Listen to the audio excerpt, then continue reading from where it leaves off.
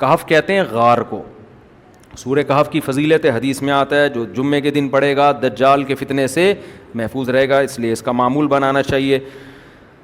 تو پچھلی امتوں میں 3 نوجوان تھے جنہوں نے دین قبول کیا, سارے معاشرے نے ان کا بائیکاٹ کیا, وہ نکل گئے غار میں جا کے انہوں نے پناہ لی, کتا ان کی رکھوالی کر رہا تھا, 300 سال تک غار میں اللہ نے ان کو سلایا. یہ یہودیوں نے نبی سے پوچھا تھا اصحاب کہف کی, کیونکہ یہودیوں کی کتابوں میں یہ واقعات لکھے ہوئے تھے, تو آپ نے نبی کو پہچاننے کے لیے کہ سچے نبی ہیں یا نہیں تو پوچھا اصحاب کہف سنائیں, تو آپ نے پورا واقعہ سنایا. سورہ کہف نازل ہوئی تو اللہ نے اپنی قدرت سے کیا کیا. اچھا, یہ واقعہ اس لیے بھی نازل ہوا کہ مسلمانوں کے حالات بہت خراب. ہمارے نبی صلی اللہ علیہ وسلم کی زندگی میں جب تک 2 شخصیتیں زندہ تھیں تو آپ کی مخالفت تو تھی, لیکن ان 2 شخصیتوں کی وجہ سے رکاوٹ بھی تھی. ایک آپ کے چچا ابو طالب, وہ اگرچہ غیر مسلم تھے لیکن نبی کا انہوں نے بھرپور ساتھ دیا رشتہ داری کی بیس پہ کہ میرا بھتیجا ہے اور یتیم تھا, میں نے پالا ہے, میں کیسے چھوڑ سکتا ہوں اس کو. اور دوسرا آپ کی زوجہ حضرت خدیجہ, وہ بھی عرب میں ان کا بڑا نام تھا, مقام تھا, ان کا خاندان بھی رکاوٹ بنتا تھا. تو جب ابو طالب کا انتقال ہو گیا اور حضرت خدیجہ کا انتقال ہو گیا تو پھر آپ صلی اللہ علیہ وسلم کے جو دفاع کرنے والے تھے نا خاندان کی بیس پر, وہ دفاع کیا پڑ گیا, کمزور. اب مسائل شروع ہو گئے. یہی وجہ ہے کہ اس وقت پھر آپ نے چند صحابہ کو حبشہ کی طرف بھیجا ہجرت کرنے کے لیے, جن میں حضرت جعفر طیار رضی اللہ تعالیٰ عنہ بھی تھے. اسی موقع پہ سورہ کہف نازل ہوئی اور اس میں تسلی دی گئی کہ جن لوگوں نے اللہ کے لیے ہجرت کی ہے اللہ ان کو ضائع نہیں کرتا. تو 3 نوجوان تھے جنہوں نے, ارے آج ہم نے سورہ یوسف تو کمپلیٹ کی نہیں, کل کر لی تھی, کل مکمل ہو گئی. اچھا, میں حیران ہو رہا ہوں کہ یار ایسا تو نہیں, تو میں بھی کہوں آپ لوگ ایسے آرام سے بیٹھے ہوئے ہو. اچھا, کل کر لی تھی, صحیح ہے, یاد آیا. تو تینوں جو تھے نا نوجوان, پوری قوم بت پرست تھی, شرک میں مبتلا تھی, تو یہ توحید پرست تھے. انہوں نے کیا کیا, اللہ کی خاطر, کیونکہ ان کو قتل کا خوف تھا, انہوں نے آپس میں مشورہ کیا کہ اگر ہم اس دین کی طرف واپس آئے تو ہم کبھی بھی خیر میں نہیں, ہم اس علاقے کو چھوڑ دیتے ہیں لیکن ہم اس مشرکوں کے دین کو کبھی بھی قبول نہیں کرتے. تو تینوں نکل گئے. اب اللہ نے بھی ان کی مدد کی, کیونکہ جتنی بڑی قربانی ہوتی ہے مدد بھی اتنی بڑی ہوتی. تو یہ تینوں نکل گئے. غار ان کو نظر آیا, انہوں نے کہا چلو بھائی رات ہم غار میں گزارتے ہیں, صبح دیکھیں گے کہاں کیا کرنا ہے. کتا پالنا اسلام میں حرام ہے. نبی نے فرمایا جس نے کتا پالا روزانہ 1 قرات کے بقدر اس کے اعمال میں سے نیکیاں کم ہوتی رہیں گی. کتا کیا پالنا ایسا عمل ہے جو آپ کی نیکیوں کو کھاتا رہتا ہے, لیکن ضرورت کے وقت کتا پالنا جائز ہے. واقعی ضرورت ہو, ضرورت کیا ہے, حفاظت کے لیے بعض دفعہ کتا رکھنا پڑتا ہے. تو ان لوگوں نے بھی حفاظت کے لیے کتا رکھا ہوا تھا, سمجھ رہے ہیں, کیونکہ مسافر تھے نا, اور تو ان کے پاس کوئی بم تو تھے نہیں, تو کتے سے ہی دفاع کر سکتے تھے اپنا, تو مجبوری میں جائز ہے. تو یہ کتا بھی ساتھ لے کر گئے, غار کے اندر چلے گئے. کتا باہر بیٹھ گیا, پاؤں, قرآن کہہ رہا ہے باسطن ذراعیہ بالوسیط, چوکھٹ پہ نا اپنے پاؤں کو, جیسے کتے کا انداز ہوتا ہے نا بیٹھنے کا. اللہ کی قدرت تھی, اللہ کے علم میں یہ بات تھی کہ یہ جو بادشاہ ہے, جو غیر مسلم ریاست ہے, تھوڑے دنوں میں یہ ریاست ختم ہو جائے گی, ایک اسلامی حکومت قائم ہوگی. ظاہر ہے ٹائم لگتا ہے نا. تو اب انہوں نے قربانی دیے, بیچارے کہاں جائیں گے, تو کوئی بات نہیں, ان کو اس غار میں 300 سال کے لیے سلا دو. فَلَبِثُوا فِي كَهْفِهِمْ 300 سِنِينَ وَازْدَادُوا 9, کہ 309 سال اللہ نے سلایا ان کو. یہود کے پاس 300 سال ہے, تو دونوں میں تطبیق اس طرح ہے کہ یہود کہتے تھے 300 سال, وہ شمسی لحاظ سے 300 بنتے ہیں, اور چاند کے لحاظ سے کتنے بنتے ہیں, 309 سال بنتے ہیں. تو قرآن کہتا ہے ہم نے کیا کیا کہ اس کروٹ پہ ان کو لٹایا کہ سورج کی کرنیں بھی سے بھی بچے رہتے تھے وہ, اور وہ کروٹ بھی لیتے رہتے تھے تاکہ زمین نہ کھانا شروع کر دے, اور کتا اسی اسٹائل میں باہر بیٹھا رہے, اور ایسا کتے پہ روب تھا کہ اگر کوئی کتے کو دیکھ لے تو بھاگ جائے وہاں سے, تاکہ لوگ اس غار کے قریب نہ آئیں. 309 سال کے بعد اللہ نے ان کو اٹھایا. اب وہ اٹھا کے کہنے لگے بھائی ہم تو بہت لمبا سوئے ہیں. کتنا سوئے ہیں؟ کسی نے کہا کہ ہم 1 دن سوئے ہیں, کسی نے کہا کہ ہم آدھا دن سوئے ہیں, کیونکہ 24 گھنٹے سے زیادہ تو کوئی بھی نہیں سوتا نا. ہماری قوم سوتی ہے لیکن وہ بھی تھک جاتی ہے, 24 گھنٹے کے بعد وہ بھی تھک جاتے ہیں. تو بستر کھا کے ختم کر دیں گے نا آپ کو. تو پھر کہنے لگے اللہ ہی جانتا ہے کتنے سال سوئے. اب اس بحث میں رکھا کیا ہے, وہ کافی ڈیبیٹ ہوئی نا یار کتنا ٹائم سوئے, لیکن بھوک کی وجہ سے پیٹ کمر پہ چپک گیا تھا. تو اب انہوں نے کہا یار یہ سکہ رائج الوقت جو ہے لے کر جاؤ اور چھپ کے جا کے کوئی ازکا طعامن حلال رزق لے کر آؤ. ازکا طعامن کیوں کہا؟ غیر مسلم ریاست ہے, اس سے پتہ چلتا ہے کہ غیر مسلم کنٹری میں جب آپ کھانا کھائیں گے تو آپ پر یہ تحقیق لازم ہے کہ حلال کھانا ہو, کتے بلی کا گوشت اٹھا کے نہ لے آئیں آپ, اور ذبح بھی حلال طریقے سے ہوا.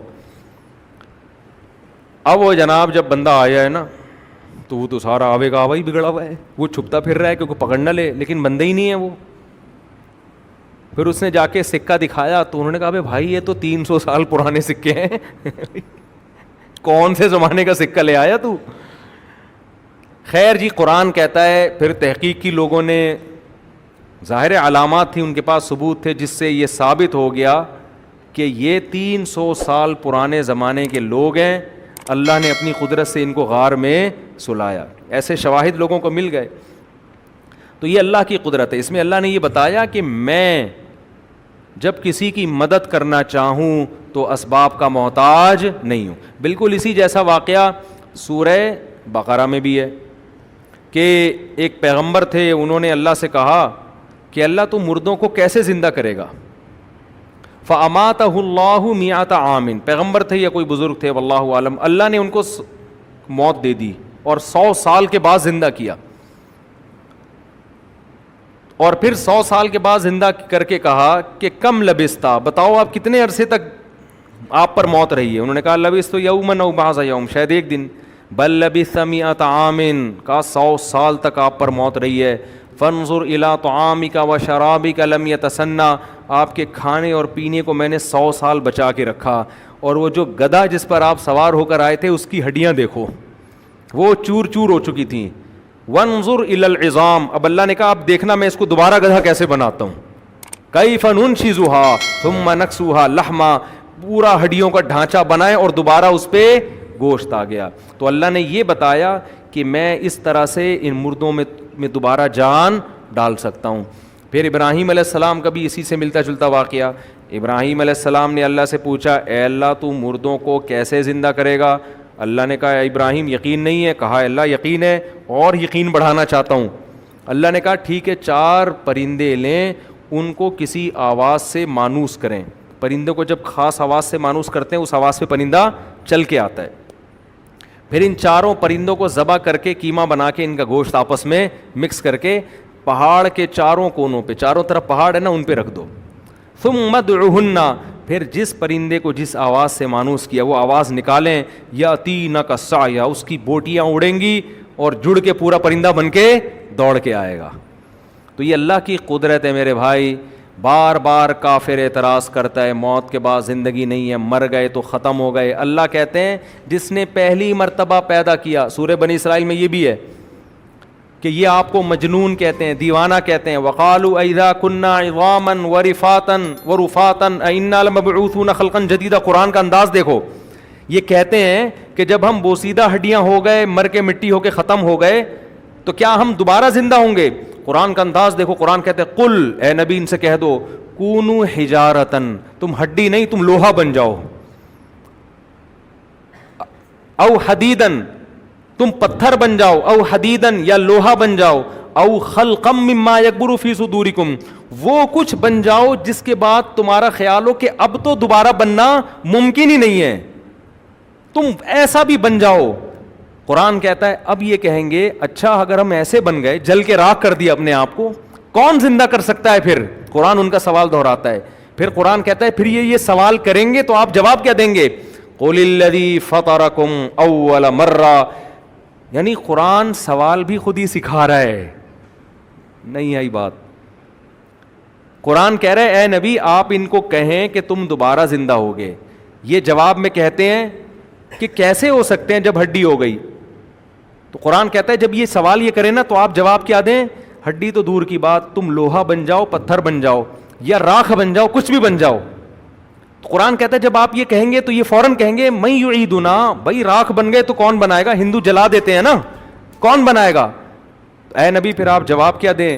قل الذی فطرکم اول مرہ, جس نے پہلی مرتبہ بنایا. پہلی مرتبہ پہ کیوں یقین کر لیتے ہو؟ اپنی آنکھوں سے دیکھ لیا نا, منی سے انسان بنا دیا, قطرے سے بنا دیا.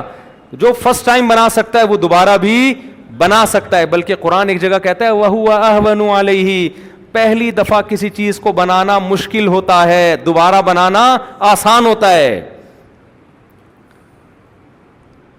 قرآن کہتا ہے اب یہ کہیں گے قُلِ الَّذِي فَطَرَكُمْ أَوَّلَ مَرَّةٍ فَسَيُنْغِضُونَ إِلَيْكَ رُؤُوسَهُمْ وَيَقُولُونَ مَتَاهُ. اب یہ مذاق اڑانے پر آ جائیں گے, کیونکہ اب بڑی دلیل دے دی نا آپ نے, جس نے فرسٹ ٹائم بنایا اس کا ان کے پاس کوئی جواب نہیں ہے. ارے فرسٹ ٹائم کیسے بنا لیا بھائی؟ واقعی جو پہلی دفعہ بنا سکتا ہے دوبارہ بھی. اب قرآن کہتا ہے پھر یہ تمسخر میں کہیں گے متا ہوا, اچھا وہ کب بنائے گا؟ یہ ٹائم بتا دیں نا آپ. نہیں آئی بات. وہ دوبارہ پیدا کس تاریخ کو کرے گا؟ ڈیٹ تو اناؤنس کریں. فَسَيُنْغِضُونَ إِلَيْكَ رُؤُوسَهُمْ وَيَقُولُونَ مَتَاهُ قُلْ عَسَىٰ أَن يَكُونَ قَرِيبًا. اے نبی تاریخ نہ بتائیں, یہ بتا دیں کہ بہت جلد ہو جائے گا, زیادہ ٹائم نہیں لگے گا. اس زمین کی عمر کو دیکھو, اس کے لحاظ سے حدیث میں آتا ہے قیامت میرے بہت قریب ہے, بہت قریب ہے. تو یہ بنی اسرائیل کے درس ہیں. اسی طرح سورہ بنی اسرائیل میں ایک اہم آیت یہ بھی ہے کہ یہ لوگ کہتے ہیں کہ او یکون لک جنۃ من نخیل وعنب فتفجر الانہار خلالها تفجیرا. کہ آپ ہماری طرح کے انسان ہو, آپ ہاتھ سے اشارہ کرو, کھجور انگور کے باغات پیدا کر دو. آپ کے پاس تو نہ کھجوروں کے باغات اور نہ انگوروں کے باغات, آپ تو غریب مسکین ہو. او تسقط السماء کما زعمت علینا, آپ کہتے ہو عذاب آئے گا نا, ابھی آسمان کا ٹکڑا ہمارے اوپر گرا دو. او ترقى فی السماء, یا آپ ہمارے سامنے آسمان پہ جاؤ اور ہم پھر بھی یقین نہیں کریں گے جانے کا, آپ وہاں سے قرآن ہاتھ میں اتار کے ہمارے پاس لے کر آؤ. سمجھ میں آ رہی ہے بات؟ قرآن کیا جواب دیتا ہے؟ اے نبی ان تمام باتوں کا ان کو جواب دیں سبحان ربی, میرا رب ہر عیب سے پاک ہے. میں نے خدا ہونے کا دعویٰ نہیں کیا, خدا کا سفیر ہونے کا دعویٰ کیا ہے. اسلام کے دعوے میں کتنی کلیئرٹی ہے, دیکھو 2 اور 2 4 کی طرح بات کو کلیئر کیا گیا ہے. میں نے یہ تھوڑی دعویٰ کی ہے تو خدا کر سکتا ہے, میں خدا تھوڑی ہوں. آگے قرآن کہتا ہے لوگوں کو اس پر اشکال ہو رہا ہے کہ آپ فرشتہ کیوں نہیں ہو, انسانوں کی طرح کیوں ہو. تو قرآن جواب دیتا ہے قُلْ لَوْ كَانَ فِي الْأَرْضِ مَلَائِكَةٌ, زمین میں اگر فرشتے رہا کرتے مطمئنین, مستقل ان کا اسٹے یہیں زمین پہ ہوتا, لَنَزَّلْنَا عَلَيْهِم مِّنَ السَّمَاءِ مَلَكًا رَّسُولًا, تو ہم آسمان سے فرشتے ہی کو پیغمبر بنا کے بھیجتے. رہتے انسان ہے, انسان کو فالو کرتا ہے, فرشتوں کو فالو نہیں کرتا, کیونکہ فرشتے ہوتے انسان اس سے انسیت نہ ہوتی. انسان کہتا ہے یہ نظر کی حفاظت کر لیتے ہیں, ان کو تو عورت کی حاجت ہی نہیں ہے, ان کو تو بھوک کی لگتی نہیں ہے, تو یہ تو حرام سے بچ سکتے ہیں. ایک اور جگہ قرآن اس اشکال کا جواب دیتا ہے کہ پھر یہ اشکال کرتے ہیں کہ اچھا انسان ہوتا فرشتہ انسان کے روپ میں آ جاتا, بھوک لگنا شروع ہو جاتی اس کو, اس میں بھی خواہشات ہوتی, وہ خواہشات سے بچتا, تو ہم کہتے جب یہ بچ سکتا ہے تو ہم کیوں نہیں بچ سکتے. تو اللہ کہتے ہیں اگر ہم اس فرشتے کو انسان جیسا بناتے وَلَلَبَسْنَا عَلَيْهِمْ مَا يَلْبِسُونَ, پھر ایک نئی کنفیوژن تمہارے لیے پیدا ہو جاتی. اس انسان کو اپنے لیے, اس فرشتے کو اپنے لیے پہلے یہ ثابت کرنا پڑتا میں انسان نہیں ہوں, میں کیا ہوں, فرشتہ ہوں. پھر تم یہ اعتراض کرتے تو ہماری طرح کھاتا ہے, یہ تو ہماری طرح پیتا ہے, یہ تو ہماری طرح چلتا ہے, یہ کیسے فرشتہ ہو گیا. نہیں یاری بات. ایک ایک چیز کو بتاؤ, دنیا کی کوئی مذہبی کتاب ہے جو اپنے اوپر اٹھنے والے اعتراضات کا اتنی کلیئر جواب دیتی ہو؟ ایسی کلیریفیکیشن ہے کسی میں؟